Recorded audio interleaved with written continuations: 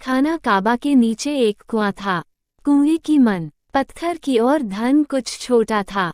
यही कुआं दुनिया में जमजम के नाम से मशहूर है। कुएं की मन के करीब करीब इधर उधर बड़े बड़े दो बुत थे। इनमें से एक बुत किसी खूबसूरत औरत की मूर्ति थी। ऐसा लगता था जैसे कोई परी खड़ी मुस्करा रही हो। उस बुत का नाम नाइला था। दूसरा बुत एक भारी भरकम इंसान की शक्ल का था। ऐसा लगता था जैसे कोई पहलवान अपने मुकाबले के आदमी को चित करके खुश हो रहा हो। उस बुत का नाम असाफ था। तमाम अरब इन दो बुतों का एहतराम करते रहे और इनके सामने आते ही सजदे में गिर जाते रहे।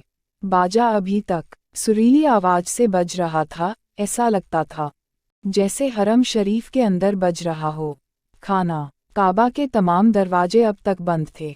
वजह यह थी कि अरब में आम तौर से और मक्के में खास तौर से कुरैश का कबीला ही सरदार माना जाता था। कबीला कुरैश के सरदार जनाब अब्दुल मुतलिब थे। उनका इंतकाल हो चुका था। अब्दुल मुतलिब के 10 बेटों में से सिर्फ हमजा, अबू तालिब, अबू लहब और अब्बास जिंदा थे। बाकी मर चुके थे। कबीला कुरैश ने अबू तालिब को अपना सरदार मान लिया था। उनका इतना रौब था कि किसी को उनके सामने बोलने की हिम्मत न होती थी। बैतुल हरम की कुंजी उन्हीं के पास रहती थी। जब तक वह दरवाज़ा न खोलते कोई आदमी बैतुल एहराम में दाखिल न हो सकता था। जब अरब के तमाम कबीले आ चुके तो अबू तालिब अपने भाइयों के साथ आए। अबू तालिब ने आते ही दरवाज़ा खोला। पहले खुद अंदर गए, फिर भाई और कबीले के दूसरे लोग अंदर गए। फिर हरमे पाक के तमाम दरवाजे खोल दिए गए और अरब के तमाम कबीले झुंड के झुंड अंदर दाखिल हो गए। बैतुल हरम की इमारत अंदर से भी बहुत शानदार थी।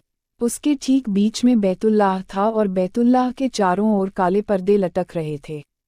ऊपर छत पर एक बहुत बड़ा बुत रखा हुआ था, बड़ी डरावनी शक्ल का, काले पत्थर का बना हुआ। इसका नाम हुबल था, जिसकी पूजा हर एक के लिए जरूरी थी। बैतुल हरम में इतनी भीड़ हो गई कि तिल धरने की जगह न रही। हर कबीला अपने अपने चहीते बुतों की ओर दौड़ा। वहाँ बूत भी सैकड़ों थे। अलग अलग जगहों पर वे रखे हुए थे। अजीब अजीब शक्लों के थे।